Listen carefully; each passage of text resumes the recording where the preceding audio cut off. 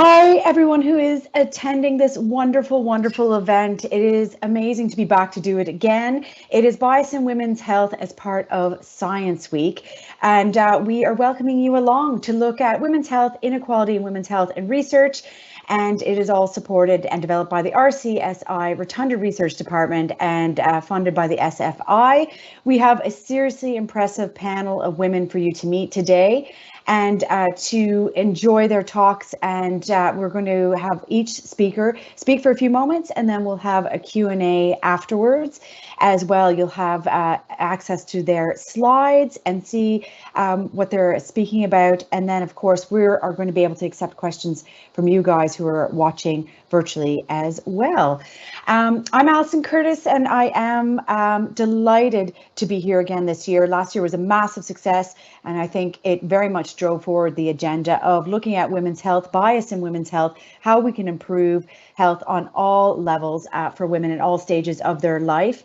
And we've got, as I say, a seriously impressive panel, and we are going to be here until 12:30. We've got Dr. Geraldine Connolly from the Rotunda Hospital and Temple Street Hospital. I'm very interested in what she has to say. And I think she has made some serious inroads in looking at young women's health and how we can care for ourselves better. Dr. Noreen Russell from Cervical Check will be joining us as well. We've got Loretta Dignam from the Menopause Hub. She founded this, and it's another topic that I'm very interested in, and I think a lot of people are, discussing it more publicly, of course. Dr. Rona Gaynor as well from Women's Health Task Force, and then we have Alana Ryan from the National Women's Council of Ireland. And again, I'll remind you as we go along how you can send in your questions and how you can get involved. And as always, you can find out more bias-women-health.com. And I'm sure you already know, but on Twitter and Instagram at @biaswomen'shealth and #biaswomen'shealth. And I hope you enjoy the next hour and a half. Our first speaker this morning is Dr. Geraldine Connolly, and we'd like to get her to join us now and to start her presentation. And I'm very much looking forward to it. Geraldine, thank you so much. Thank you very much. So yes, I'm Geraldine Connolly. I work in the Rotunda and in Temple Street. And I set up the adolescent and pediatric gynecology service about 17 years ago now. So I've been dealing with adolescents and young girls for quite some time. And over the years, I have learned so much in terms of what concerns young women. And my sense at the moment is that really a lot of what we need is a lot of education around the whole femaleness and the female anatomy. So today we're jumping straight in here and we're going to talk about the vulva. So there are some diagrams. There is some artwork. So just a bit of a, just to be aware that that's what's coming up on the screens shortly. So we're really not familiar with the anatomy of the vulva, and vulva and vagina are actually used interchangeably, which actually speaks to a real lack of knowledge about our own female anatomy. Unfortunately, a lot of girls and women get their knowledge about what female anatomy is from actually looking at porn. Or from looking at pictures or for looking at movies. So that gives a very abnormal idea as to what a normal vulva should appear as. It's a bit like, looking at beautiful faces on the various magazines and wondering why you don't look like that. Well, because we're all kind of different, and all our faces are different, all our hands and our feet are different, our vulvas are different, and particularly in the younger group that I would be used to dealing with, there's a huge anxiety about looking different in all ways, and also that has now included in the vulva. So there's a lot of misinformation. There's a lot of lack of knowledge about appearance, about sensation, about smell. leading to anxiety, not fitting in, concerns, fear that I'm not normal. And this is all, it's really become really quite a big issue. We have the next slide. So Holly, if we could have the next slide, that would be great. Thank you. So there's a wonderful association called the BritSPAG Association. It's a bit of a mouthful. Brit is obviously British. SPAG is S is the society, and PAG is Pediatric and Adolescent Gynecology. And it is a wonderful subspecialty, really, that has been set up in the UK for pediatric and adolescent gynecology. And there was some artwork developed around this whole, what does a vulva look like anyway? You know, I would talk to a lot of young ladies, younger adolescents, I should say, and say, you know, have a look at this website, because I think this is really interesting, because you can just see from the pictures here that labia are all very different. They can be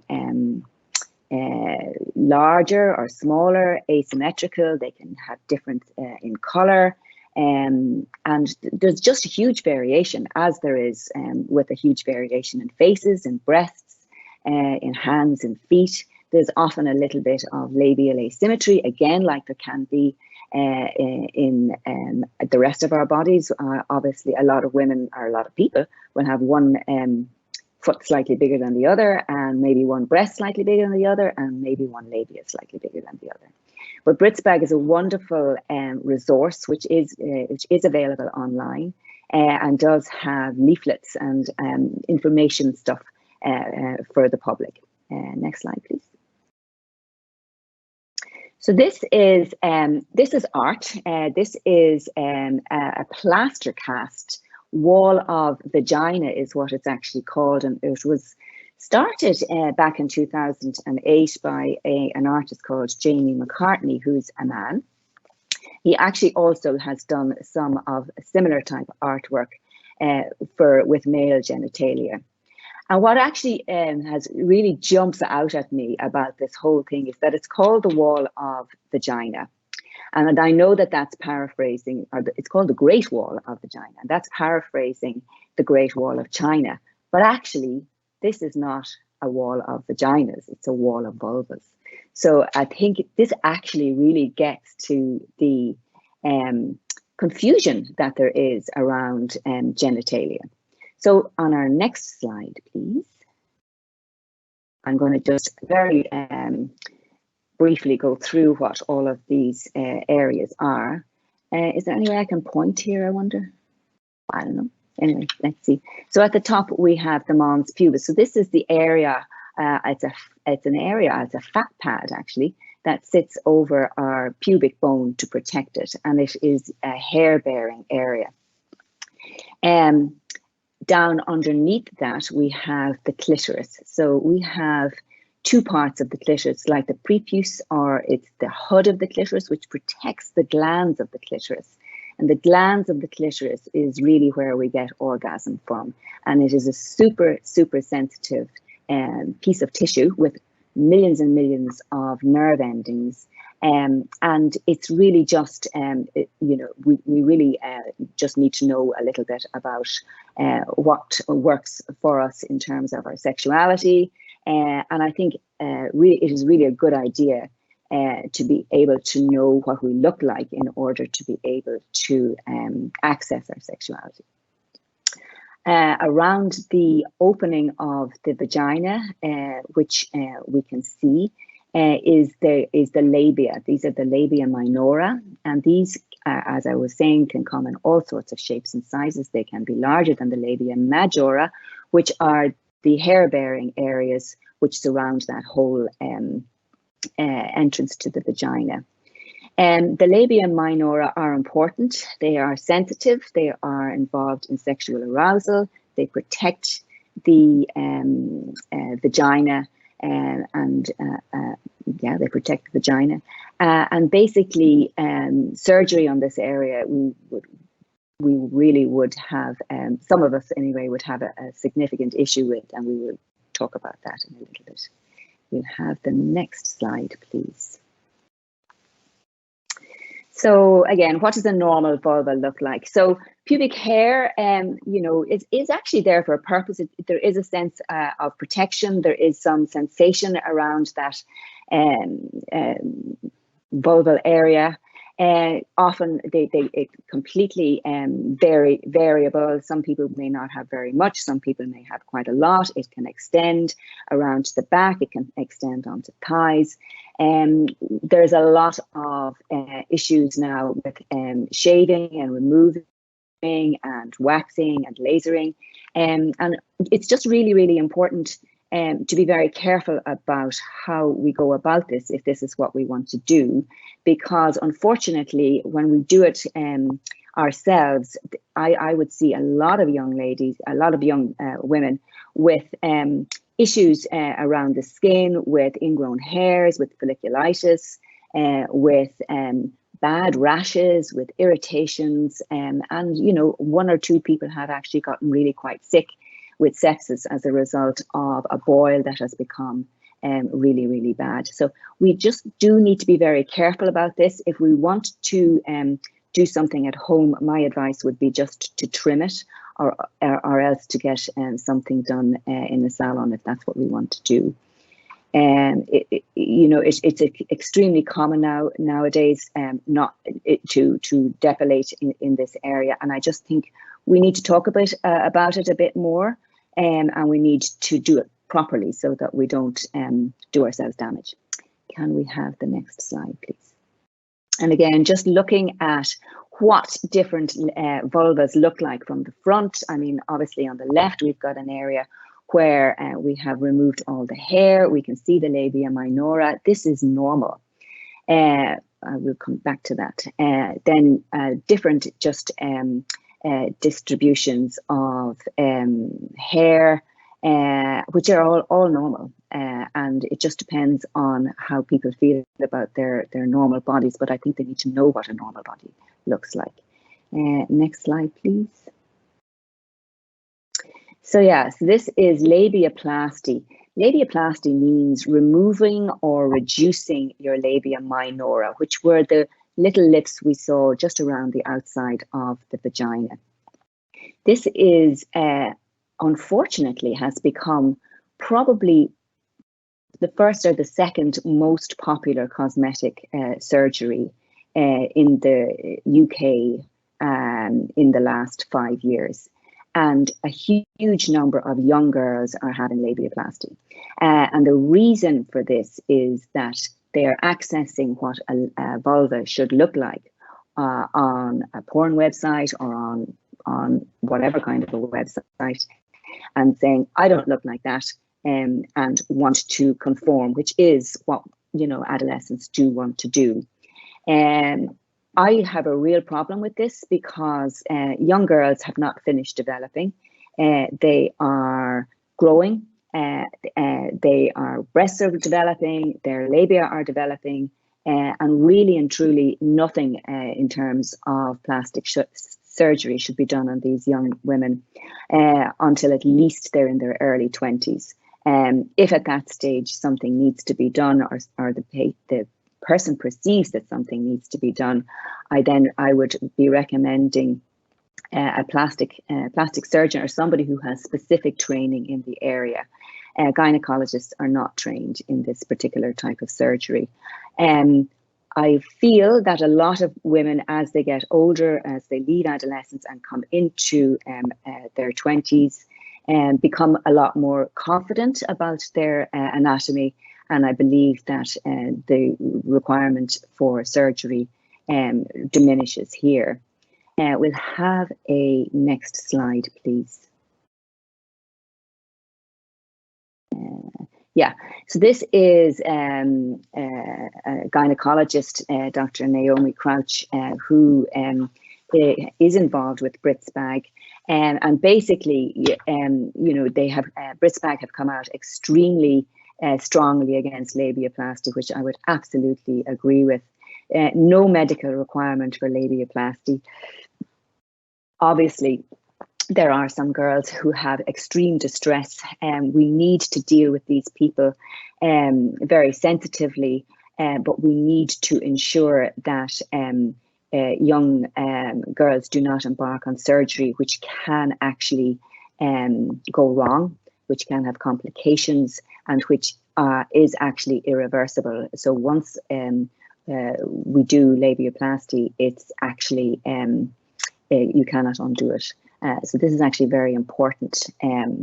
Okay, the Labia Library is a really interesting website from Australia, and it's extremely well written. It's for the public. There are pictures there of real, there are actually photographs of labia and of vulvas, and it just shows a huge variety of labia and vulvas, and normalizes the great variation that there is in this area.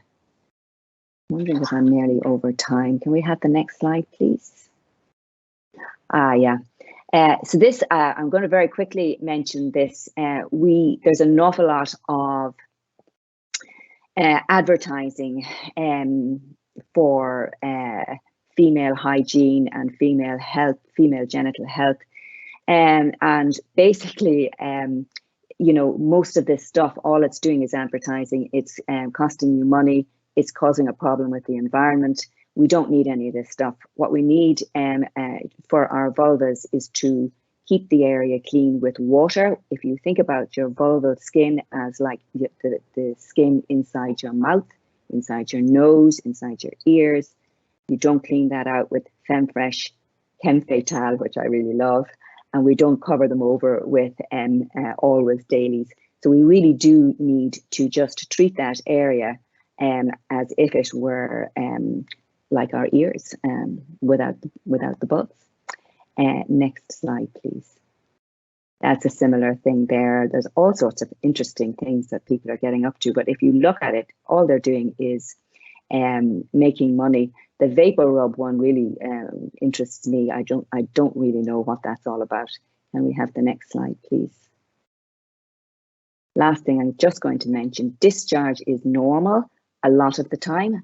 It's obviously not always normal, but again, I think education for young girls around when you have discharge, how it changes, is actually very important, and I believe it's not really discussed in schools either. So there's a lot of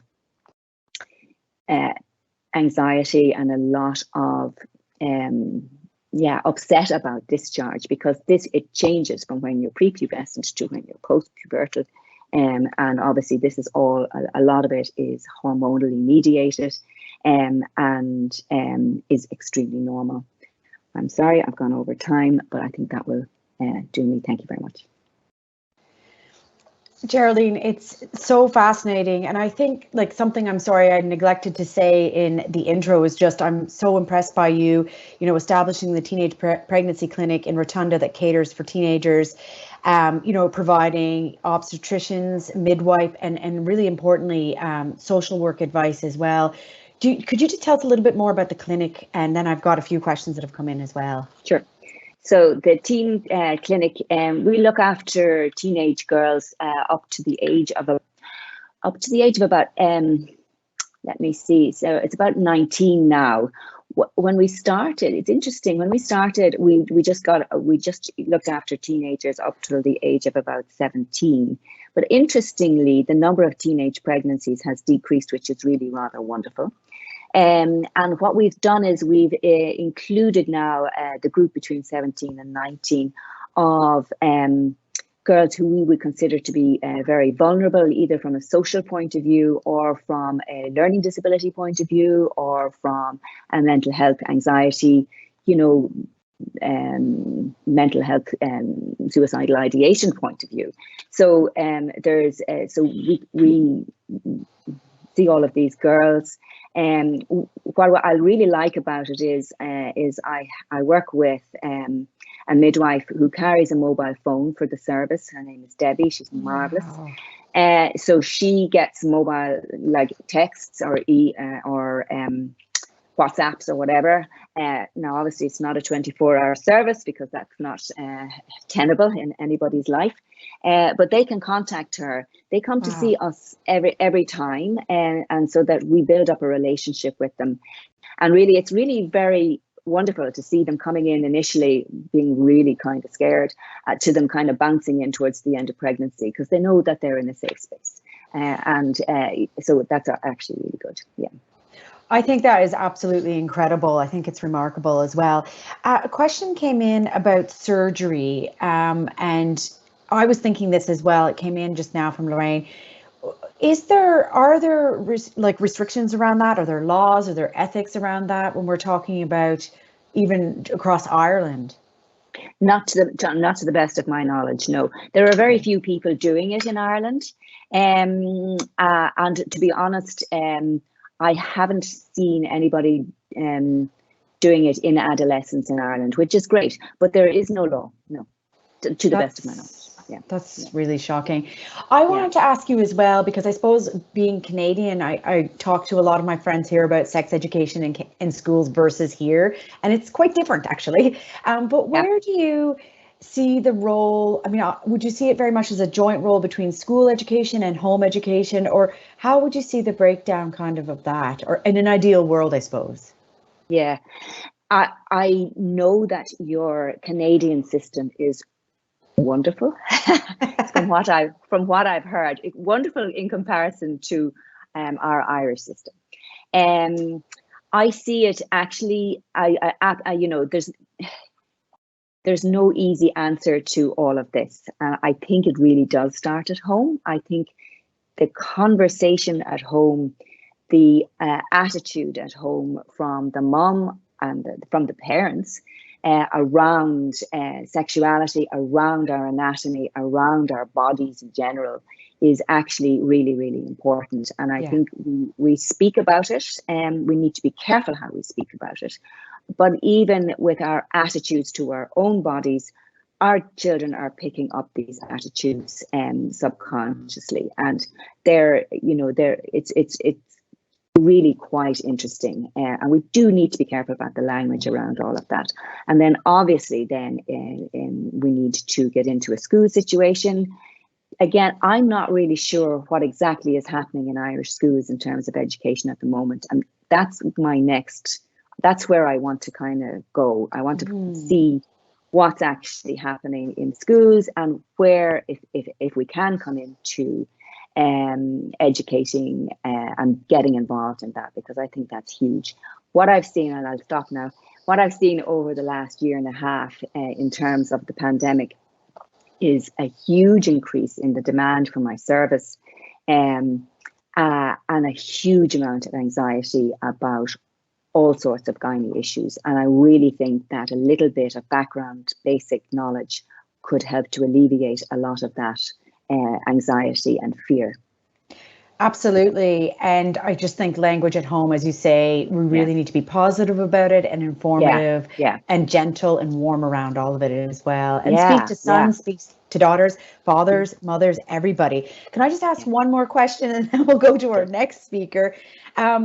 Jean said, can you tell us about this mysterious hymen, please, Dr. Geraldine? So the hymen, so the hymen is a little ring of tissue, actually, around the opening of the vagina. So, and like everything, when you're a little girl, your hymen is entirely different to when you're a post-pubertal girl or a woman. And in fact, when you've had a baby, your hymen is entirely different to before you've had a baby. So it's a little bit of tissue around the outside of the vagina. In a little child, it is very fine, it is very thin, it is exquisitely tender, it doesn't stretch. And this is because you don't have estrogen here. Once you become post-pubertal, it totally changes, like your vulva totally changes when you become post-pubertal. So it becomes stretchy, it becomes what we call fimbriated, which is like it has little fingers, so that it can accommodate having sex, it can accommodate having penetration, it can accommodate a tampon. And the idea of having to have bleeding the first time you have sex is kind of outdated. Not everybody does.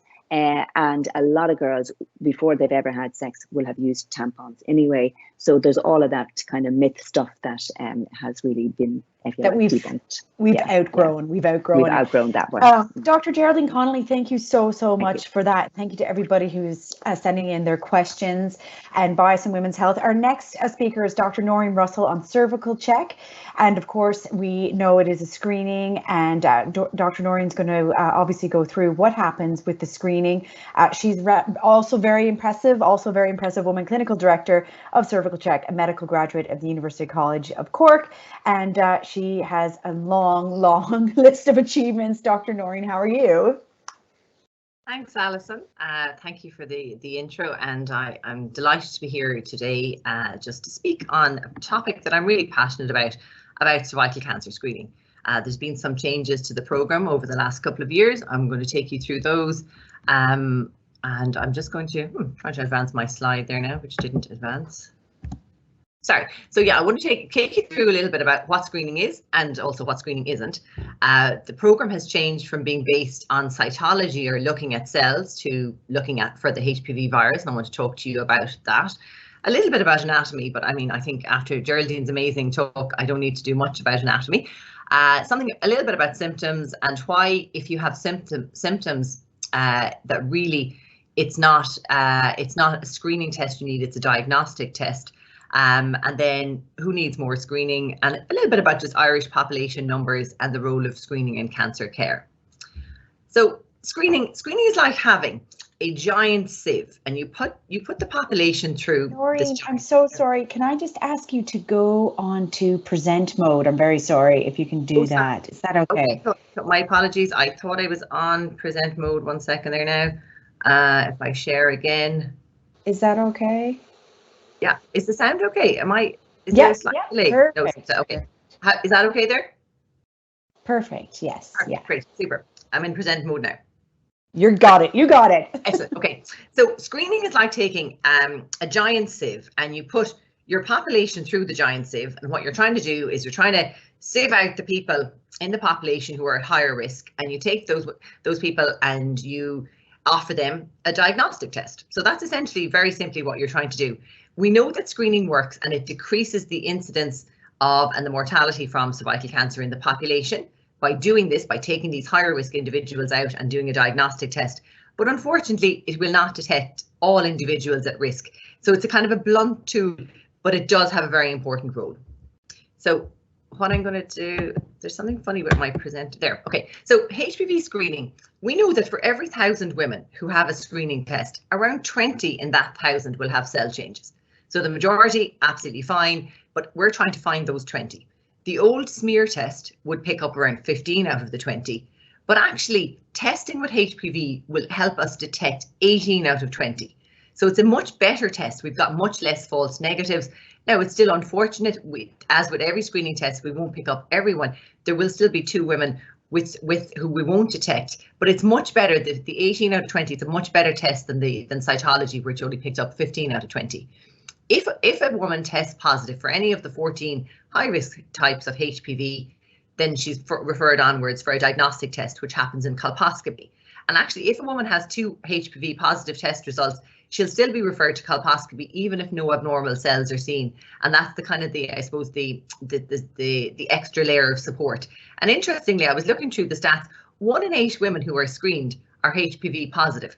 So I think I think we need to talk about that more. I was just thinking about, I suppose, again, that the bias, talking about HPV, it's hard. It's because it's associated with having sex. It does carry a bit of stigma. So I think that figure needs to go out there. 12% of women test positive for HPV, 1 in 8, it's very normal. Reassuringly, if you have a negative HPV test, the chance of developing an abnormality in the next 3 to 5 years is really low. And even if you have a positive HPV test, yes, you have to go and follow on through and get further investigation, but it does not mean that cancer is present. So HPV, as I said, is very common, passed on by skin-to-skin genital contact. Most people will get HPV at some time in their lives, 90% plus. Most people clear the virus through their system in 12 to 18 months, very common in younger women, and usually it'll clear out of your system. However, if you don't clear the virus and you keep this persistent HPV infection, especially if over kind of 10 to 15 years, over a long period, what it does is it irritates the cells in the cervix, and it's that irritation that can lead to cervical cancer. Now, it's really important that even if you've had HPV vaccination, it's still important to attend for screening, because HPV vaccination doesn't completely eradicate your risk of cervical cancer. It makes a big difference. We've seen some brilliant stats during the last couple of weeks about how it reduces your risk, but you do still need to attend for screening. So here's my anatomy slide.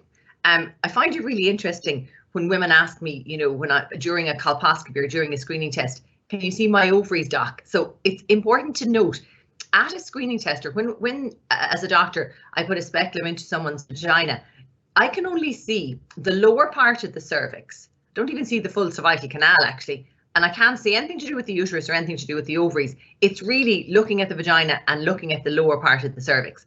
So the cervix, the average cervical length is around 3 centimeters. We only probably see maybe the lower 1/3 at the time of this test. And that's why you'll hear us talking about in the program, you must always attend for your GP if you have symptoms, because at the screening test or at that exam, we've kind of looked at the lower 1/3. But if you get unusual symptoms, don't say, oh, to yourself, oh, well, I had a normal screening test. You must go and have that looked into. So that brings me on to symptoms. So if you've got irregular vaginal bleeding, that is bleeding between periods, spotting or unusual discharge for you, bleeding after sex, or bleeding after the menopause, these are not normal symptoms. And these symptoms should shout, oh, red light here, better go and see my GP. A lot of the times it's not cancer, but these are the things to look out for. No screening test is 100% accurate. So if you get these symptoms, you should attend your GP and chat with them. Another question we get asked a lot about is, you know, should you do more screening? How could we do more? There's a really important message in this slide. It's a bit busy, but the bottom line is women over 50 are less likely to attend for screening. And we know that it actually, the drop off, our young women, nearly 90% of them attend for screening, 90% of the eligible population. But when you come up to the 50-year-olds, it goes down to 70, 72, 73%. And I think that ties with a lot of Loretta's work on menopause. It's kind of like women become, you know, postmenopausal, and they think that this screening thing doesn't belong for them anymore. And I think it's really important we get that message out. You know, from up to the age of 65, we've now extended to at 65. So women are still encouraged to attend for screening between 50 and 65 because it reduces their risk of cervical cancer. This is another interesting one. The population program, we're aiming to get 80% of eligible women. OK, but we know that in 6 counties, less than 75% of eligible women attend for screening. We don't know why. So if there's anybody online from Dublin, Kilkenny, Monaghan, Roscommon, Laois, or Clare, I'd love a perspective there, because there's very obvious. It's less than 75% of women attending for screening. So I think that's something we're, as a program, interested in and working on. We've done some work during the year about cervical screening in migrant communities and reaching out to people where English is not their first language. We now have the Cervical Check video about screening, about HPV screening, available in 21 languages. I want to shout out to Translate Ireland, fantastic organisation who got this up and running for us. And it's been brilliant. A lot of GPs have texted me and said, listen, I had a woman in, she doesn't speak English, but I showed her the video, and how powerful it is to hear in your own language, this is what screening is about and this is why I should attend. Another question we get asked a lot about is, why are you not screening under 25s, and I'm 20 and I'm sexually active and I'd like to be screened? But it's important to note, screening is actually it's a balancing act. It's a balancing act between benefits and harm. And the potential to do harm for women under 25 outweighs your potential to do good.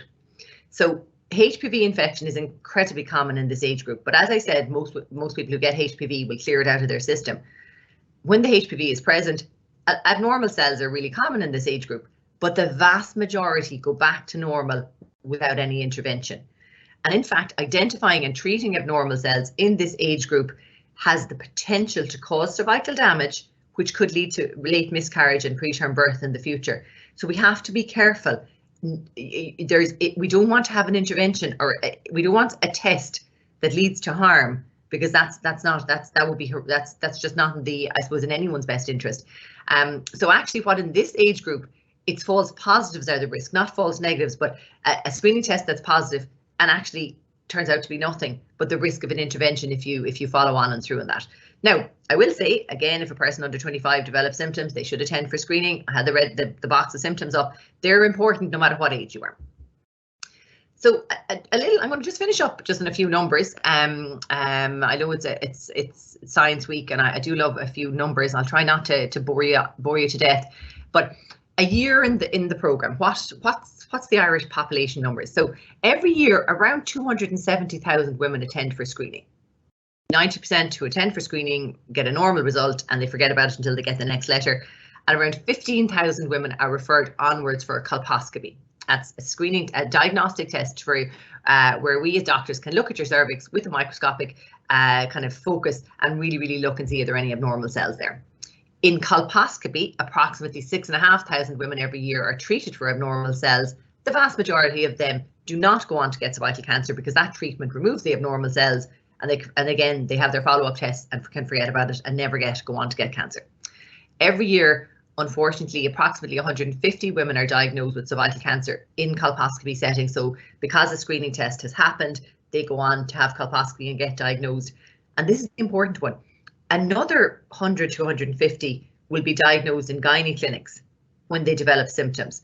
And you'll often hear us as program staff, we're always, I suppose, cognizant of where we fit in the whole overall ecosystem of health.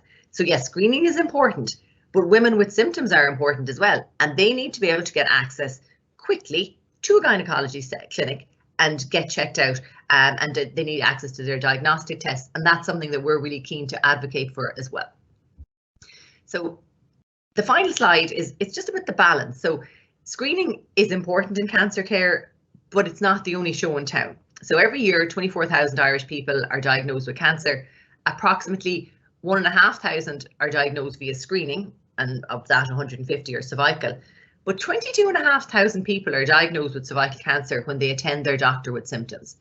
So that's why we as a population, we need to advocate for access to GPs.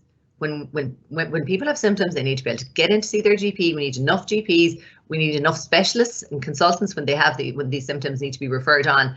And people they have a right to the access to diagnostic tests, CT, MRI, ultrasound, etc.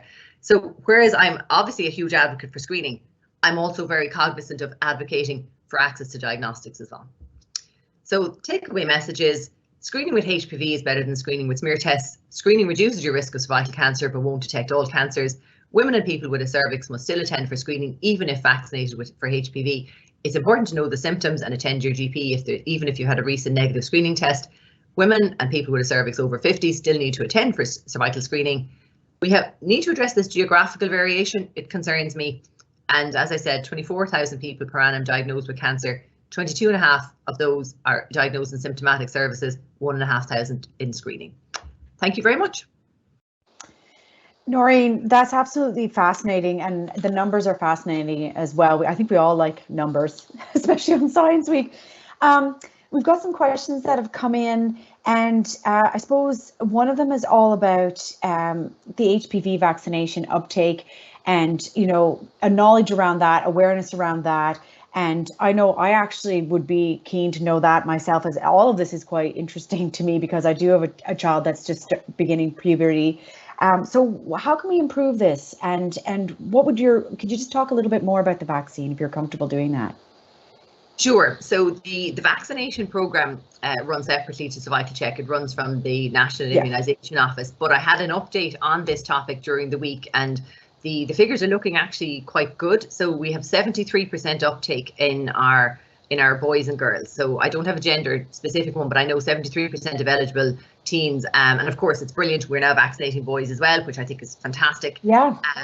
And so that's good. It could be better, but compared to where we were, I think I'd have to, if I'm going to talk about vaccination, I'm going to have to mention Laura Brennan and her incredible advocacy work, because I think that was a real turning point. We had seen vaccination rates plummet. They were down at 40%. It was terrifying. And I think really her advocacy work turned that around. We're back at 73%. Of course, we could be better. I'd love to see it higher. But I think in the years, you know, in the pandemic, in the time that's been, I think 73% is good, but more needs work. Okay. Also, I know you touched on this, and I think it's so important to reiterate this as well, is that even if you do get a clean cervical check and the letter comes back saying nothing's been detected, if you do have symptoms, go to your GP. But what types of cancers are there that screening will never be able to detect? And obviously, your advice, I imagine, again, is for women to make sure they're definitely going to their GP if anything changes. Yeah, that's a super question, Alison. So we know that screening is really, really good at detecting squamous cancer. So there's two main types of cells on the cervix. There are the squamous ones, which are like your skin, they're like the skin on your hand. And then there's the glandular cells, which are more like the cells on the inside of your cheek. So they're a little bit more moist and a little bit more plump. We know that screening is excellent at detecting squamous cell cancers, and they're the ones that are most commonly associated with HPV. Glandular cancers are less well detected, less able. Now we do pick up some, but it's just tougher. Screening is not designed to pick up glandular cancers. There are other rarer types, things like small cell carcinomas of the cervix, but the kind of stats wise, it's around 92% of cancers, of cervical cancers, are HPV associated.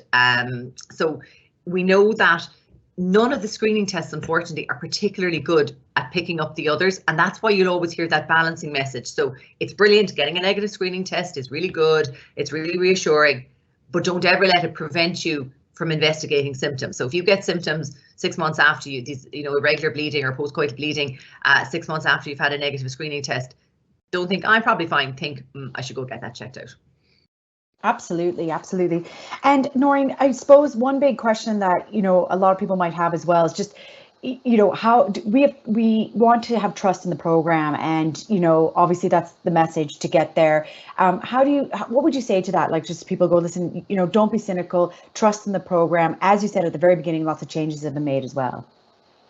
Yeah, I think it's been a really, really tough time in Ireland for cervical screening. There's been a lot of negativity, there's been a lot of fear, there's been a lot of mistrust, and I guess you don't get trust back just by saying, hey, trust me, you don't worry, you can trust me. And I think that's what trust is earned, and I think that's what the messages I suppose I'd like to share today is to say that improvements have been made to the program, improvements have been made in governance. We have a really, really strong governance line now. We've put in a lot of extra supports there. And we're working very hard on the communication piece, because I think there was a failing on our part to explain the limitations. I think prior to 2018, I think the screening program was really good at talking about the positives and what we can do and how brilliant screening is and how much of a difference it can make. But perhaps we weren't as good at talking about the limitations and saying what screening can't do. And I think it's the balance, and I think that's what builds trust.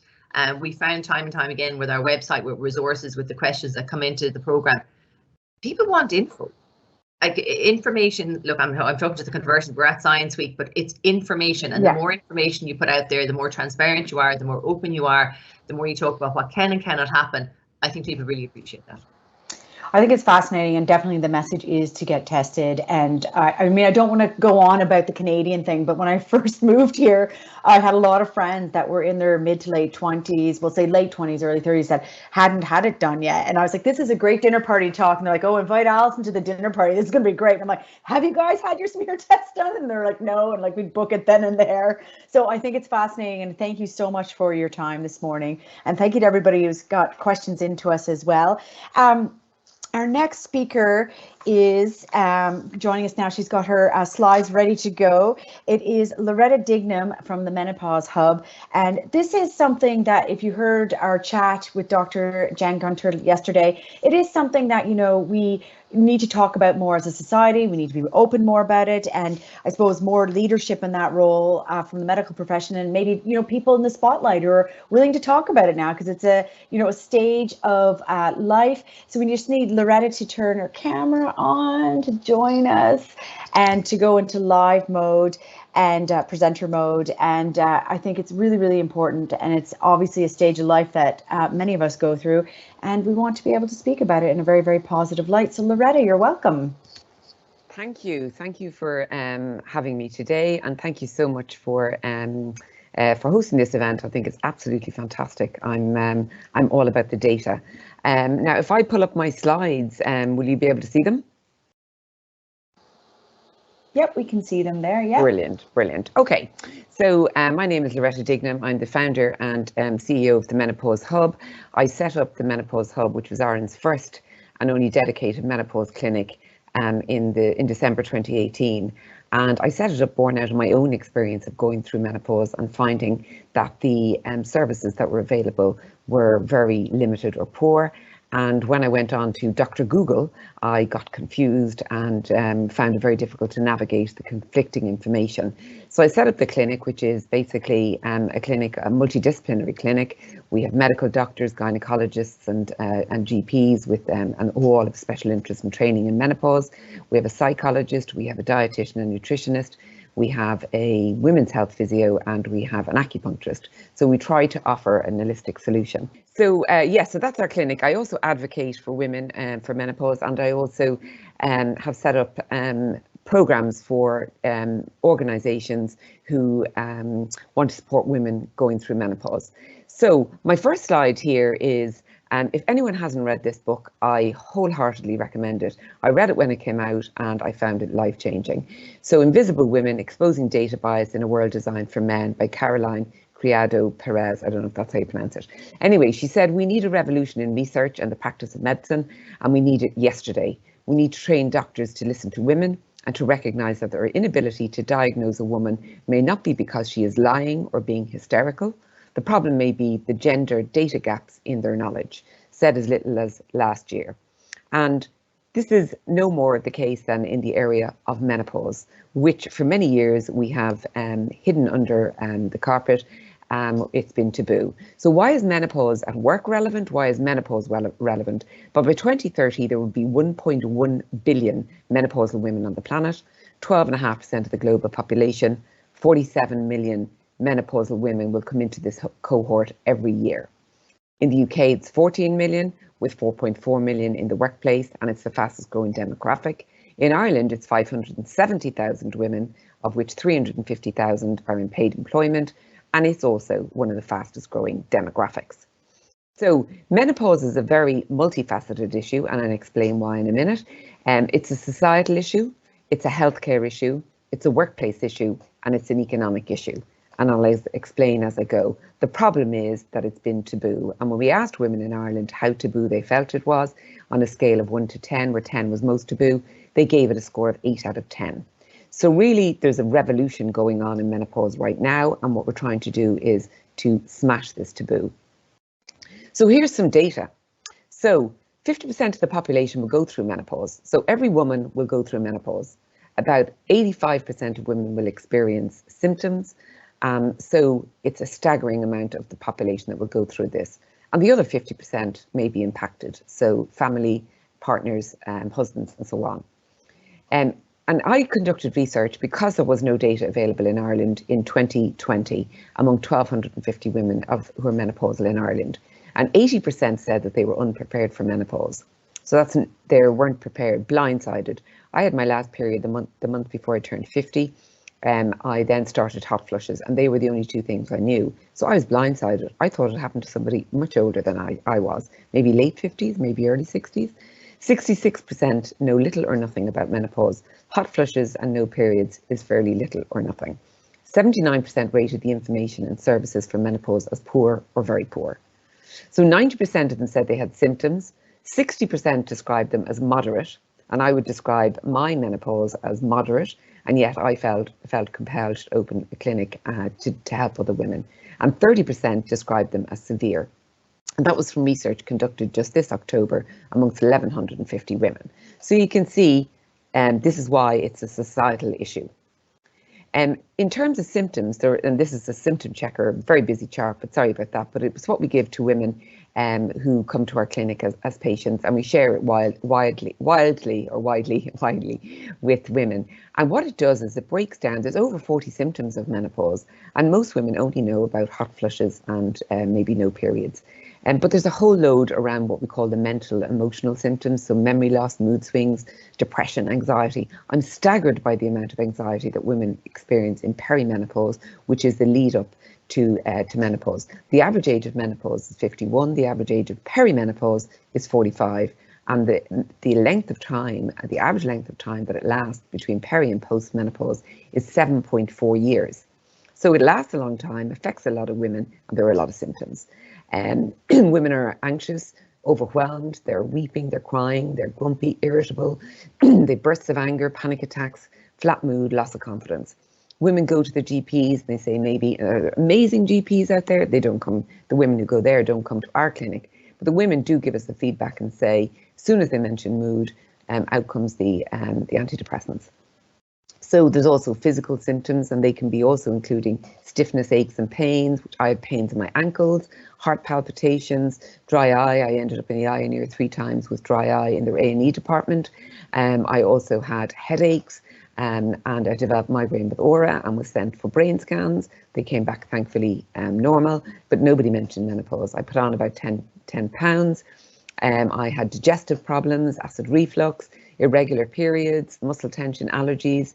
I mean, the list goes on. Insomnia affects so many women. And then there's a whole load of what we call genitourinary symptoms, which we talk even less about, which is loss of libido, which can impact relationships, painful sex, vaginal dryness, something that could only get progressively worse as women age, discharge, bladder issues, so UTIs, urinary tract infections.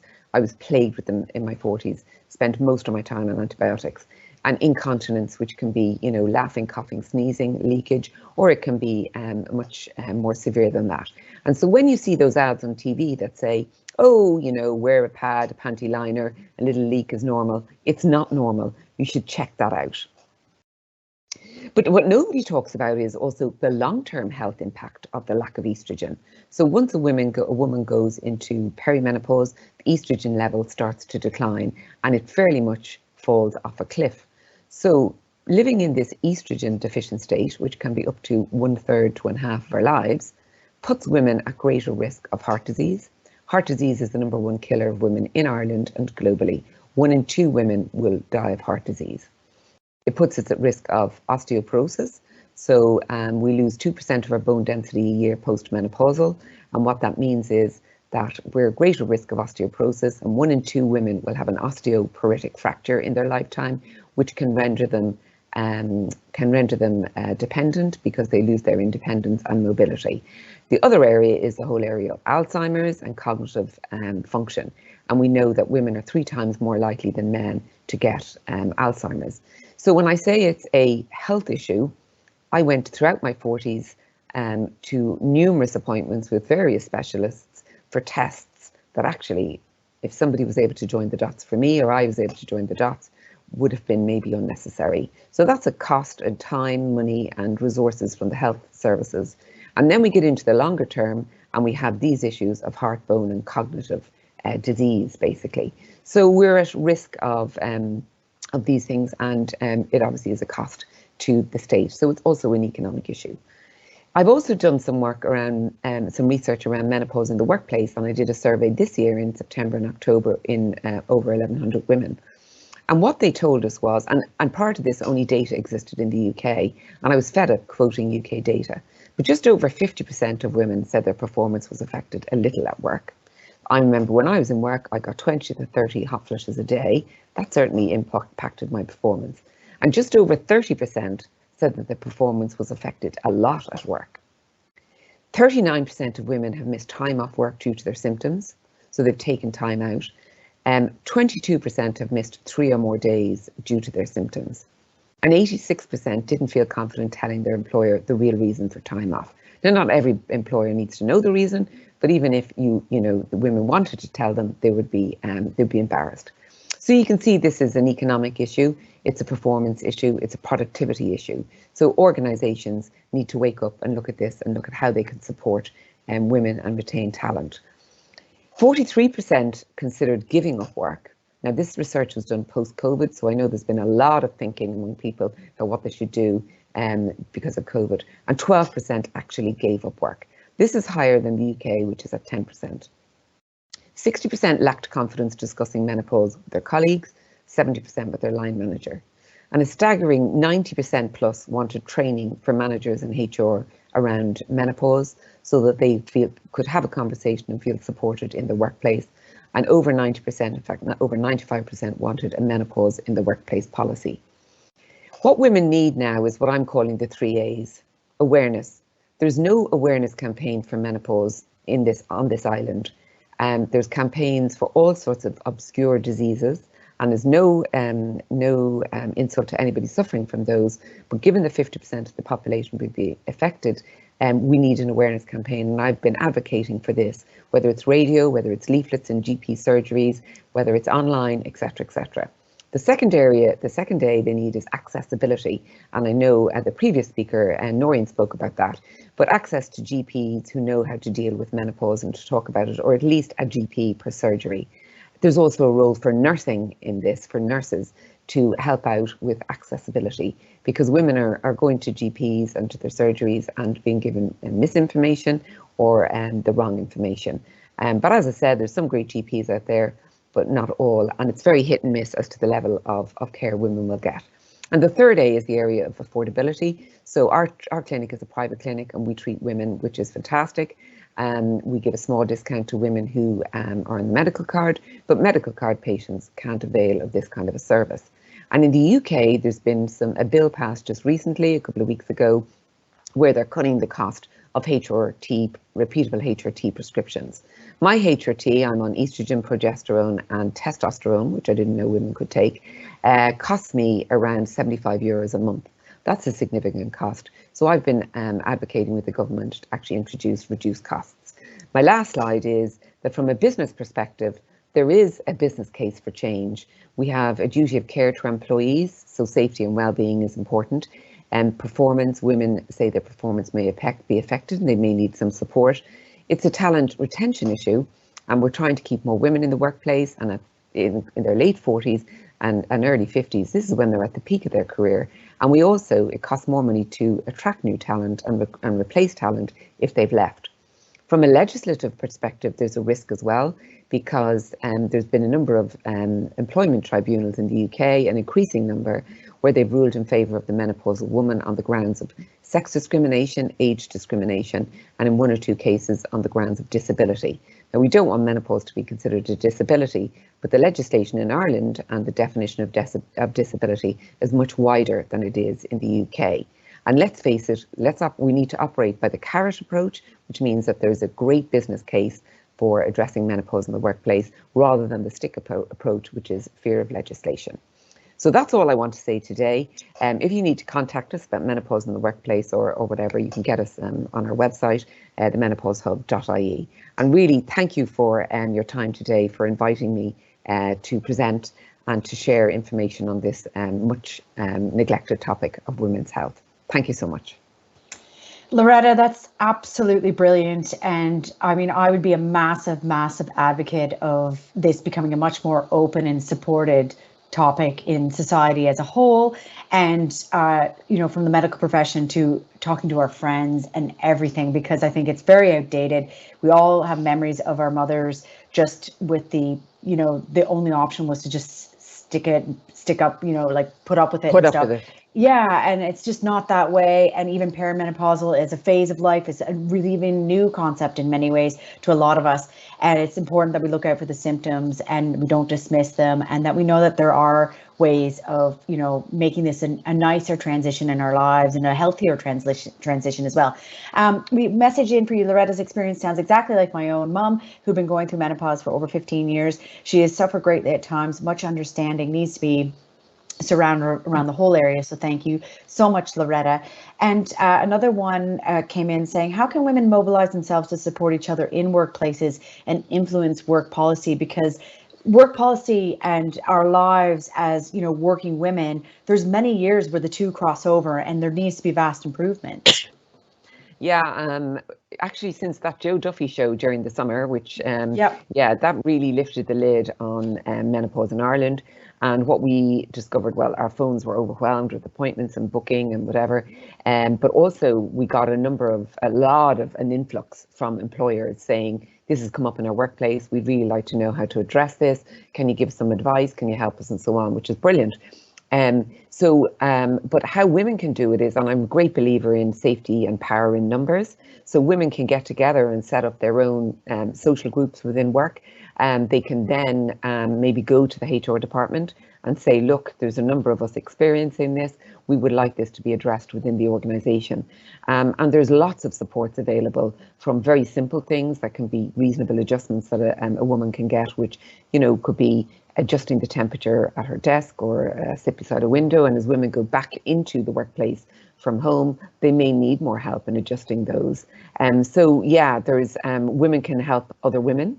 Women can speak to their employers, and the employers can seek help and guidance from organisations like ourselves. So I do think it's emboldened on women to start educating themselves. That's really, really important around what the symptoms are. There's a huge level of denial as well, because nobody really wants to be a menopausal woman, because it kind of means you're old and maybe, you know, crazy lady and a bit past it. So we need to break down the stigma around this as well. Absolutely. And I think, Loretta, actually, the more and more women that are in the public eye, and this is across the board, this is, you know, from the very, very famous to locally famous, the more and more that are very vocal and open about it and progressive about it and positive about it, it will only improve everybody's situation. And I can say with safety that even myself, I have a twin sister, and even the way that what she's living with me for the moment now, and even the way she and I were talking about it, I was like, no, she's got a very old school kind of way, and like, so we need to kind of change all of our mentality around it all. I was just going to ask you one other question, and then I'll read the other ones that have come in. Treatments for menopause, like, is it a situation whereby it's individual, each individual will require something else, there's no blanket treatment, or what are your thoughts and awareness on that, Loretta? Well, in our clinic, for example, so no two women are the same. So no two women's menopause is going to be the same. And there's been a huge fear built up around HRT, hormone replacement therapy. And there's been a lot of work done to unpick that research that was done by the Women's Health Initiative that caused all the issues back in 2002. But it's done untold damage, and the fear far outweighs the benefits that can happen, that can be derived from HRT. So that's one thing that also needs to be destigmatized, I think. But you know, each woman comes to our clinic and has a different set of symptoms, and therefore their treatment can be individualized. And if they go on HRT, can be titrated up or down to suit them, their needs, their symptoms. If they decide on non-HRT routes, that also can be done on an individualized basis, based on their symptoms. Thank you, Loretta. It's fascinating. It really, really is. And I hope that, you know, even this conversation alone will generate other conversations, and it will move on to, you know, become less stigmatized. Absolutely, which is what we really, really need. So thank you, Loretta. Thank you. Thank you to everybody. There's loads of questions coming in. Hashtag Bias Women's Health, and on Instagram and Twitter at Bias Women's Health. And a lot of people asking us actually about whether it's being recorded. It is being recorded. It will go up on the website afterwards. Going back to something, I think it was Noreen said this, you were talking about translating messages about the cervical check into different languages. As always, we know it's a multicultural country we live in now, and it's translateIreland.ie, set up by Graham Clifford and Dr. Catherine Clifford. So whoever was asking that, hopefully that answers that as well. You can always get your questions into the box that's up on the top of your screen. Now, Rona Gaynor, Women's Health Task Force, a lot has happened in the last year. This is a massively, massively important project, and she joins us now to give us an update on the Women's Health Task Force, as well as what's next. And Rona, how are you? I'm great. Thank you, Alison. Delighted to be here this morning. And I know you had the benefit of Rachel, our chief nurse, last year speaking about our progress at that point. So delighted to be here and talking about what we've been doing since then.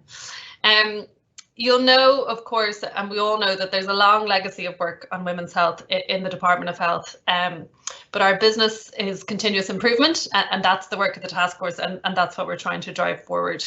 I'm the women's health lead in the department, and a lot of my role is about trying to bring together that massive work that's happening across the health sector, and then also, you know, push it forward and drive it forward as well. So Holly, you can move on. Thanks. So, I mean, one of the most significant statements we can make about women's health in the state today is that this is a government priority. We know clearly in Ireland and internationally that gender is a determinant of health. So your gender will influence your health outcomes, and that's as true in Ireland as it is internationally. Women have very specific physical, mental, social health needs, and you've heard just examples this morning from different corners of health and the health experience that women can have. We also know, though, that women's health outcomes and their experiences are so affected by the role that they play in society, the role that they play in their family, with women often taking on that additional caring responsibility for people in their network, in their world, and often accessing and coming into our health services as advocates, not only for themselves, but advocates for others. And there's a burden associated with that we need to start to recognise as well. Women's health, as I said, is a priority for government. It's included in the programme for government. It's a very clear statement of intent. Minister Donnelly, you'll have heard him this year making very clear commitments and ambitions around women's health and progressing women's health.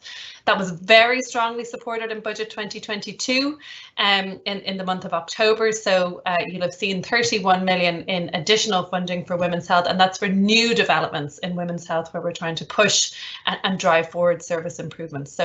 So that is a big achievement and a big milestone in our programme of work. So we talk a lot in the Women's Health Task Force about outcomes and experiences, and we're very keen and focused on keeping that dual track. So we want to use this platform, use this partnership that we have built around the Women's Health Task Force as an opportunity. We want to tackle gender inequality where it exists and try and reduce it. We want to meet women's expectations, and we've spent so much time that I'll speak about trying to listen and understand and connect with women, so that we really understand what that need is, what that expectation is.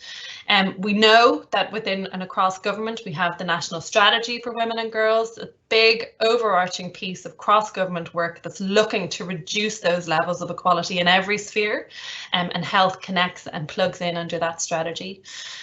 We want to use it, and a lot of what the task force is about is also an opportunity for the Department of Health to lead and to show our capacity to collaborate, to partner, to look inwards and outwards to try and drive the type of change that we're looking to see across the country on women's health. And that's a big part and a big inspiration for how we do our work and the way that we're approaching it. And of course, and connected to some of what Noreen spoke about, you know, this work began in 2019, and it was one of the recommendations of Gabriel Scally that the department really look at how it's working itself and how it can work differently to provide more consistent, more expert and more committed attention to women's health. And so that's been a big influence on how we're approaching the programme as well. So what have we been working on? 2020 and 21, we had a very defined set list of 5 key priorities. And top of that list and chief among them was listening to women about health and healthcare and what those healthcare needs were. And I'll take you through in a few slides some of the really critical insights that have emerged from that work. Linking to Loretta's work, we've had menopause as a very strong priority since day one. So supporting women before and after and looking at that whole holistic health approach at that point and phase in life. Improving women's gynecological health has been an area of focus for us, a priority for us, and that's inclusive of pelvic health, gynecology, looking at issues like endometriosis. So really trying to dig into that topic and try and drive key elements ahead.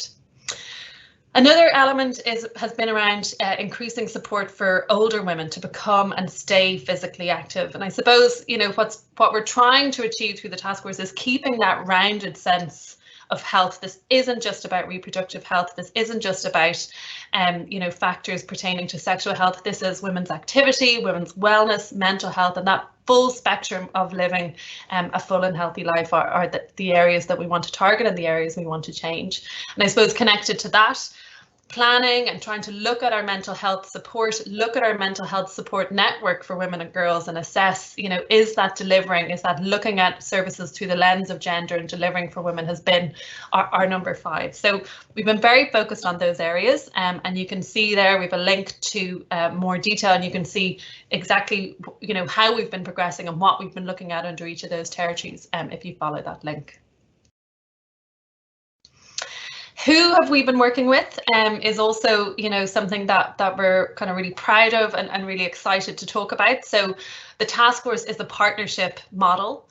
It is led by a huge number of staff from within the department, and that's very intentional and deliberate to show and embrace our commitment to women's health across the department.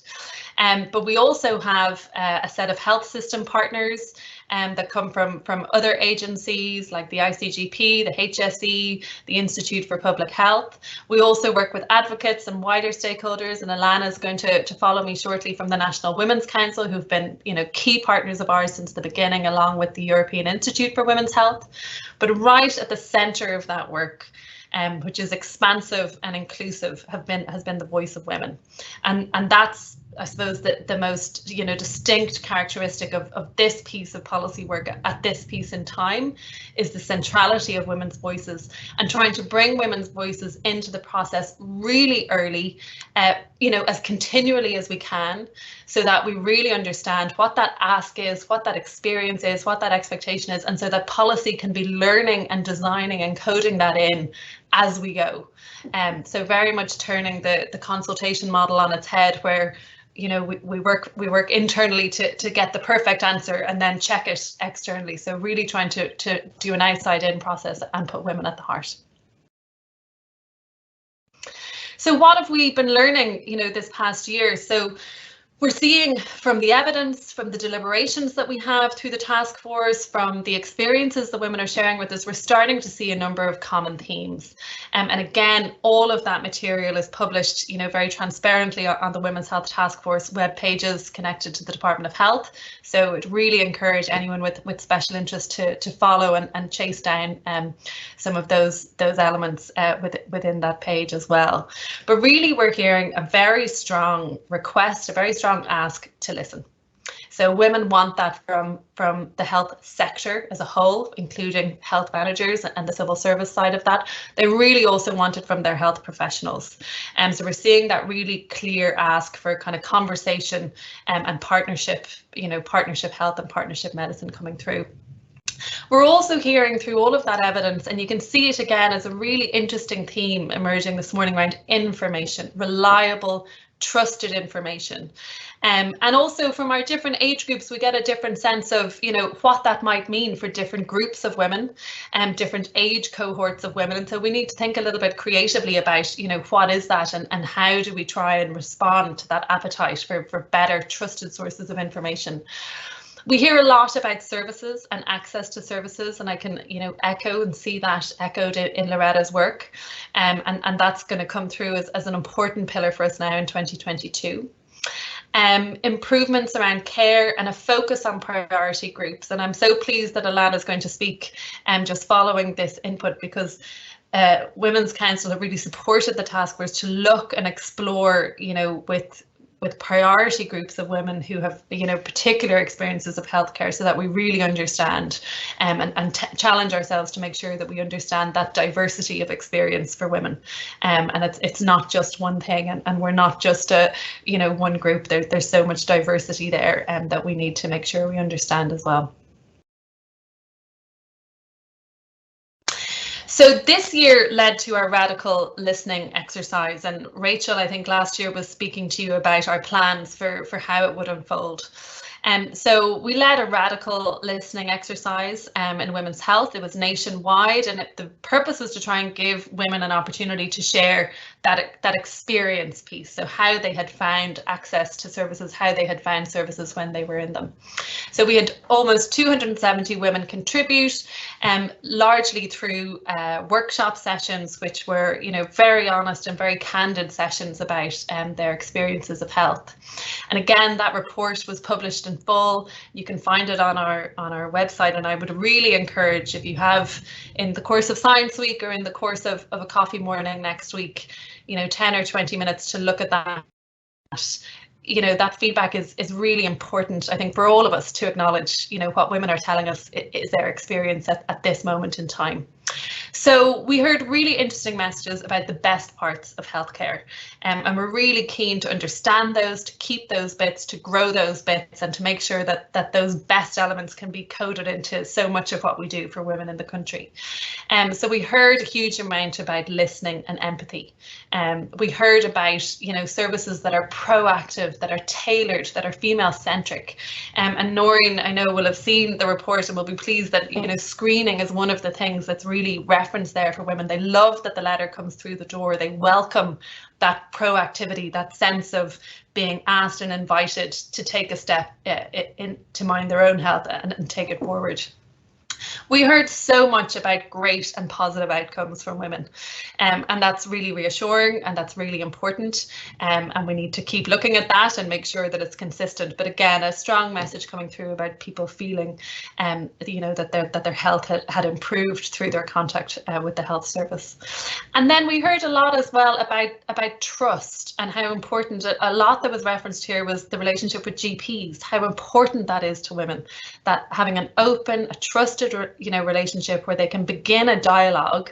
And again, when we talk to clinicians, and we did a lot of roundtables recently, we did a roundtable with GPs, they'll often tell us too, the most important bit comes in minute 9 of a minute 10, discussion, where once that trust has been built, there's an important piece of information shared. So women are echoing that as well. So again, some really important, really positive elements of how we're approaching the health and the healthcare of women in Ireland at the moment. And of course, really big areas where women are asking us to make improvements and to change. So as much as we need to bank and keep and preserve the positives, these are the target areas for us now for 2022 as well. So, women would have spoken about limited information. Again, that topic and that theme of information, wanting a fuller discussion, and feeling pushed for time, or feeling, pressurized and not maybe able to touch on taboo subjects or issues that are harder to broach. We heard from women about not being treated as an individual in the system. And there's some really important messages in our report around that, and I'd encourage you again to kind of look at the detail of that. And it's something that socially and in society we need to consider, we need to reflect on, but particularly within the healthcare system, and think about our approaches, our methodology across health. Is there something different we can do whereby women are seen and heard and are within a service that's treating them as individuals and with the respect and the dignity that comes with that. We heard a lot from women, and again, this differed across age groups, and our research looks at different ages, and it's very interesting from that perspective about carrying that burden, that caring burden. And we saw that particularly as our age groups progressed. So in our workshops with women over 50, often just demonstrating the pressure of minding your own health, minding the health of family members, and that pressure that can exist and can be carried. And we have the data that shows that women are often carrying that higher burden of caring, and a sense that our mental health supports and our social supports need to really make sure that they're wrapping around women at that time as well. And we did hear through these workshops and the perspectives that women spoke about the system being out of touch. And that's something that's really interesting and really important for us to look at and talk about a bit more. And a lot of what women were asking for was, more female representation, more female leaders in the health sector, more access to female clinicians. And I think you can hear as well in some of what Geraldine was talking about, there's so much growth for us to, understand and embrace issues that, previously maybe, we wouldn't have been so good about being forthright around. So that out of touch piece coming through quite strongly for women as well. So our big focus, and you would have seen it in my earlier slides, listening to women, getting that view and sitting and making sure we understood it was priority number one for this year. And we're really proud of that research, and it's an important underpinning to what comes next. We also had in 2021 for the first time the Women's Health Fund. So this is a fund that hadn't existed before this year. It was awarded in budget 21 at the value of 5 million, and our job across the task force and within the department has been to try and link that to our priorities and make sure that we can bring progress through those areas that we're trying to tackle. And you can see here that the investment connected to that fund has led to and is leading to, it's an emerging process, and we're going to keep minding these projects, but is leading to lots and lots of change that lots and lots of women will benefit from. So the investment supported see and treat gynecology clinics, where multi-professionals are wrapping around a woman to try and support. It supported the endometriosis service in Tala, a really important service that, again, when we started this process, women were really telling us about that need. It connected in and supported that specialist centre for child and adolescent gynecology, and you can hear from Geraldine this morning some of what's really important about that being there as a service for our younger women.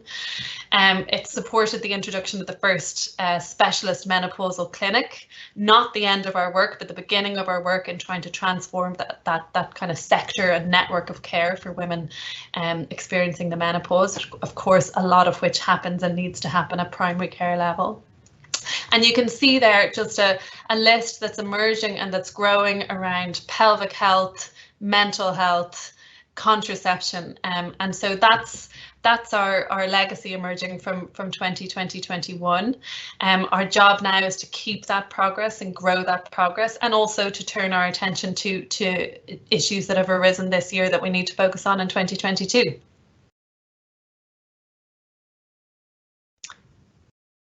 I think I have another slide. Thanks, Holly. So what's next? So at the moment, we're very focused on 2022. And we've agreed that we will publish a Women's Health Action Plan focused on 2022. There are going to be lots of inputs. As you can hear, the reach of the programme has been significant, and the scale of the programme has been significant. There are 2.475 women in the country, and our diversity and our needs are significant as well. So we're trying to bring that together, bring in our evidence base, which we've had through many clinicians, a lot of research that's been provided into the programme and led by the programme. Our consultation, which has been extensive, so we're trying to draw that in and again, use criteria and try and assess, those issues and make judgments on how to prioritise against those. We can see service metrics around pressures and gaps that we know we need to respond to. The government priorities around women's health are clear through the programme for government, so we need to make sure that the civil service is working to advance and implement those. We know, as you can see from our 2020 and 2021 projects and initiatives, that we've a job of work to do to embed those, to grow those, to make sure that they can become sustained and impactful projects into the long term. And then we have a bank of work. As I said at the beginning, the Women's Health Task Force doesn't operate in a vacuum. There's a long legacy of work to support women's health across the HSE and the Department of Health. We need to try and kind of harness that and bring it together as well. So, our maternity strategy implementation, our work around cancer care and cancer screening, the introduction of termination of pregnancy services, the introduction of contraception. So we need to try and bind these things together into a programme of work that we know that we can manage and deliver. So that's our work for 2022. We hope to keep our focus on prioritisation. We believe that's been a really powerful aspect of the programme to date, and should be a key theme of how we work going forward. Our ambitions for 2022 are to put the spotlight on some new areas that women are asking us to respond to, so to really make sure we have that responsiveness in our programme from the listening work we've done this year. We want to make sure that those core programmes are supported, are advanced and are able to proceed through 2022 as they should. And we also want to make sure that we're leaving space to respond in 2022. So to listen to the new ideas that are out there, to try and capture the innovation that's in the system around good ideas that could make a difference, and to see if we can support those and grow those ideas where they emerge. So our 2022 plan will be trying to harness some space for that. And within that, it's so, your work is so important. It's so essential. The thing that comes across when I'm listening to you right now, and I'm sorry to cut across you there, is just how all-encompassing and how massive it is, and how you really do need the support of so many other, departments. Are you all right if I just react? There's been a lot of reaction to you, so you're all right if I just go through some of these now. Yeah. I think we need more advanced midwives, practitioners, investment in midwifery at the clinical workforce. I'd really love to see nurses and midwives in roles around health promotion in primary and secondary school care. I agree with that, as well as mainly, obviously, to talk about sexual reproductive health care and education. What somebody said in response to something you said earlier, financial independence can be a real barrier for women taking control and being in control of their own health. That might be something that a lot of us don't actually think about anymore, which is absolutely valid. Super event, would it be possible to have a comment on transgender women and how their care needs are going to be met? If I could pass that to you, Rona. Yeah, so I mean, so much interesting comments there, and you're right, the scale of the program is significant. So yes, we've spent a lot of time working with our directors of nursing and our directors of midwifery, looking at that nursing and midwifery workforce, trying to think about what role can they play in women's health into the future, building on the significant contribution they're making at present. So that's definitely an area we're going to keep focus and attention on.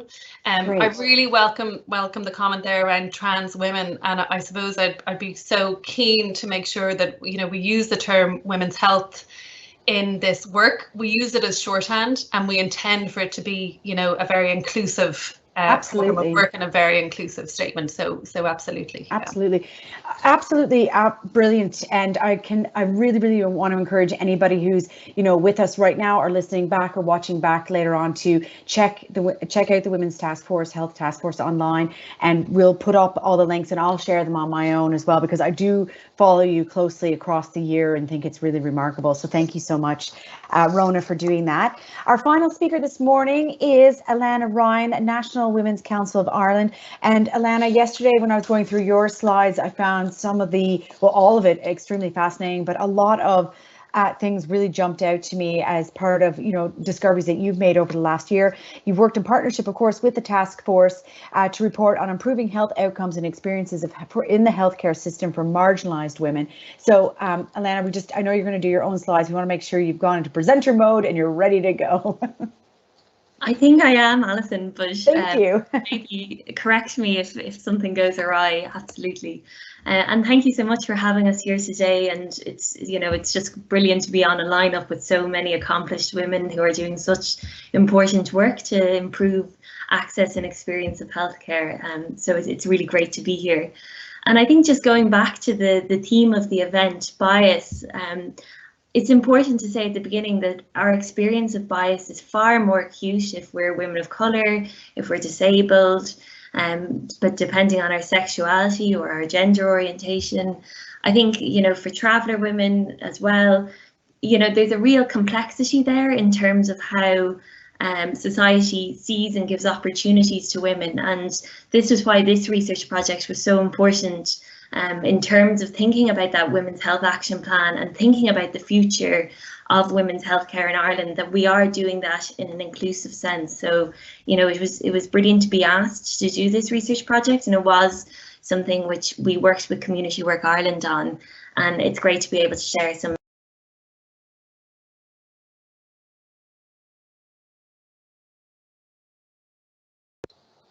Sorry, Alana, you've actually gone on to mute. Sorry about that. There you go.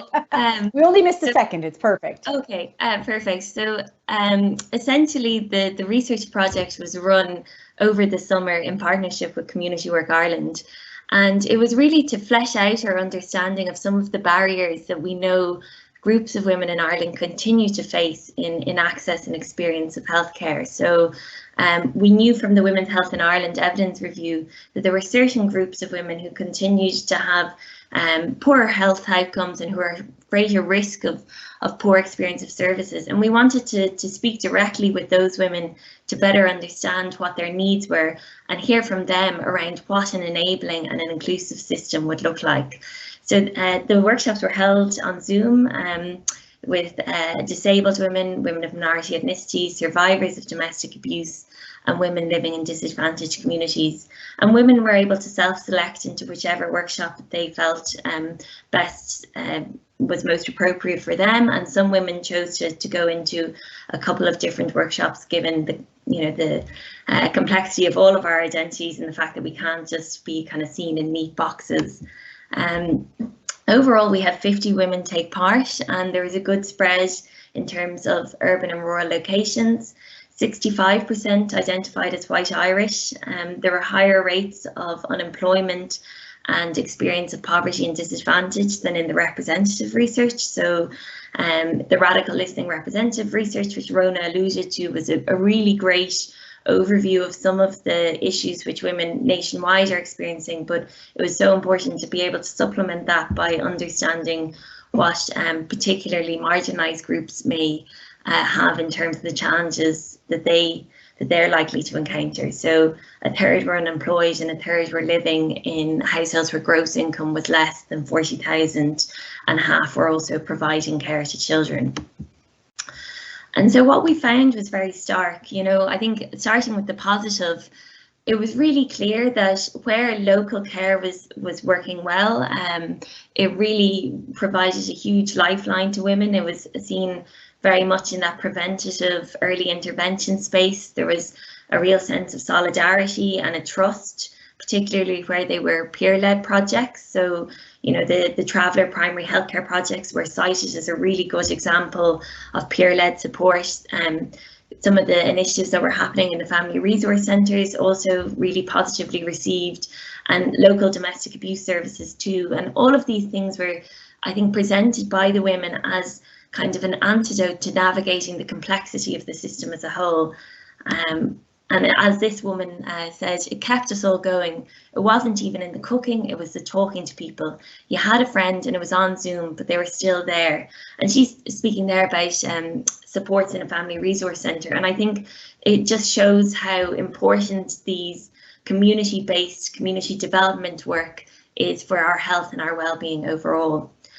And I suppose part of the reason that was received so positively by the women across the 4 workshops was because when we started asking more detailed questions around experiences of primary care and hospital care, it was clear that there was still much work to be done to ensure that women were able to access care that met their needs and which worked for them. So, there was quite stark stories being shared around access issues for disabled women who are physically disabled, issues to do with interpretation or the absence of for women who have English as an additional language, challenges in being able to have a bit of privacy to discuss your health concern. And all of those problems were really exacerbating the health needs that the women were presenting with in the first case. So it was quite challenging to hear. So as this woman said about how she was navigating the system as a mother for her child, she said, "You are literally just told something is wrong with your child. Go figure it out yourself. You are thrown in a dark alley and you have to fight your way out. If you find a torch, fair play to you, but if you don't, you are going in blind." And again, I think that goes back to that sense of maybe helplessness and a need for better, clearer information on the care pathway and information which is accessible to everybody. As this woman of minority ethnicity said, "In my community, English is not their first language. It's hard sometimes when they go to hospital because some women, they need to go inside with their men, husband, boyfriend, whatever. They don't have freedom to talk." And I think that underlines that provision of interpretation and translation services isn't only important from a shared decision-making, doctor-patient interaction point, it's also really important for being able to create the space for disclosures and for identifying risks that women may be experiencing in their homes. So, really underlining the importance of translation services there. And I suppose what came through here was really a resonating finding with the representative research that women are being underserved in some senses by a kind of feeling rushed or experiences being belittled or not feeling that their concerns were taken seriously. And going back to the point around bias, it was very clear that the women's experience of care for some women was really being affected by these overlapping inequalities. So gender with ethnicity, with age, with social class, and so on. So as this disabled woman said, going in my early 20s and saying to a doctor sex is painful, and them saying it's just the way you're built, nothing we can do for you. So again, you know, it is that bias there. In the survivors workshop, we also saw some tropes around the idea of the hysterical woman coming out again. And although some women did have very good experiences with GPs, others spoke about the need for GPs to have better awareness of what domestic abuse and coercive control looks like, and to be creating that environment for them to disclose and have support. As this woman said, I was forced to have a mental health check because I was seen as this absolutely crazy mother. They, the abusive partners, are very good liars, and they turn the whole system against you. And the consequence of all of this was that for the women who did have successive poor experiences, and some women use the term gaslighting when describing their experiences, there was a reluctance to engage with the health system and other services, and in some cases women did withdraw, which is obviously very concerning. So as this disabled woman said, I get so anxious and so nervous anytime I go and see any form of medical professional now. And for women of minority ethnicity, it's really disheartening trying to navigate this, so much so that I refuse to see a doctor in Ireland. I haven't been back to a doctor, as you just get dismissed. So I think it was a really helpful project in terms of being able to better understand the barriers that are there for women in marginalised groups, and for us in the task force to really think about how we can build a better system which is more inclusive, which is more responsive to the diversity and needs. And so at NWC, we group these recommendations into 4 primary points. And the first one is really view women as equal partners. And if we are to be able to deliver against that, there are some really key actions that need to be taken forward. Women spoke about needing cultural competency training for health and social care staff, for training which was co-designed with women, which challenged some of those unconscious biases that we all have, and bridge the gap between the professional and the patient. And also, I think for some of the women, when they talked about what a good experience of care was and what, you know, an enabling experience was, it was care that was delivered by somebody who understood where they were coming from, who had that shared background. And I think that speaks to the importance of really having focused measures to improve diversity in senior leadership, so that our health and social care workforce is representative of the diversity in Ireland now. The second point was really going back to that positive finding around community development support and the role that these kind of preventative and early intervention spaces play, and, you know, really thinking about how GPs could tap into that local knowledge and be aware of what's going on in their communities, so they could maybe connect women with groups which are peer-led and which have been found to be helpful, and ensuring there's that smooth pathway between early intervention, peer-led support in the community, and more specialist help. Finally, it was around promoting accessibility and inclusion, so really clear messages around the importance of interpretation and translation services, the importance of thinking about the built environment and universal design, and also challenging us to think more about the kind of information that is given to women in navigating the care pathway, and thinking about how that might actually adversely affect women who don't have a university degree or who haven't advanced education, and how, you know, actually those materials may not be accessible. And finally, really we were kind of asked by the women to think about how this can be done as a cross-government piece. You know, women spoke very emphatically about the impact on their health of other areas. So for survivors of domestic abuse, going through the court system, having to navigate that whole family court or criminal court proceedings, and the impact that that was having, there was a sense it really wasn't trauma informed, it wasn't responsive to their needs. For women in direct provision, there was a lot of issues being raised around the cramped conditions and you know, how in one case a woman had given birth on her own in her direct provision centre. There was a lot of recognition that actually across the board sexuality education, you know, hasn't equipped women with the knowledge they need on their reproductive and sexual health. And so it was really to kind of recognise that so much of this is a cross-government piece, and as the work of the Women's Health Task Force progresses, we need to be thinking about a health in all policies approach across government. So it's been a great project to be involved in. A huge thank you to HSE Health and Wellbeing for funding the work, to Rona and her predecessor Sarah Gibney for commissioning the research from the task force, and we're hoping to launch it now in the next few weeks, so there'll be far more detail in that. But any questions or comments, my email is there and I'm really happy to take any. Alana, that's absolutely fascinating. It's just so important, you know, yourself and Rona and the work that you've done there. And I think the big thing that's come out of this whole, you know, the last hour and a half, 2 hours is just, it's about communication and it's about information and accessibility to that.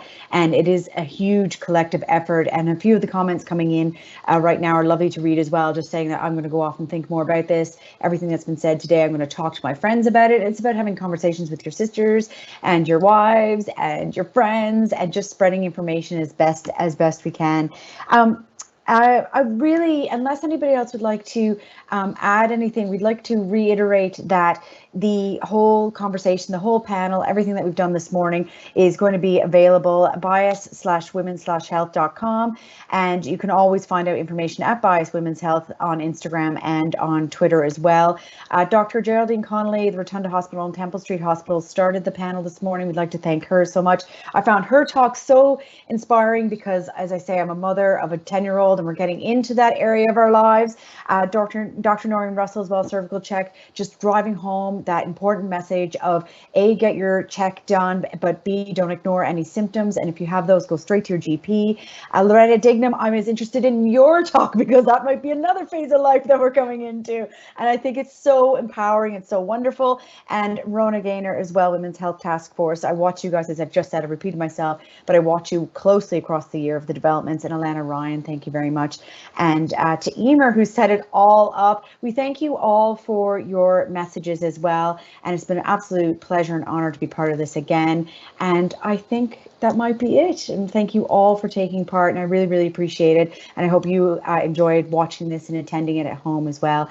And onwards and upwards.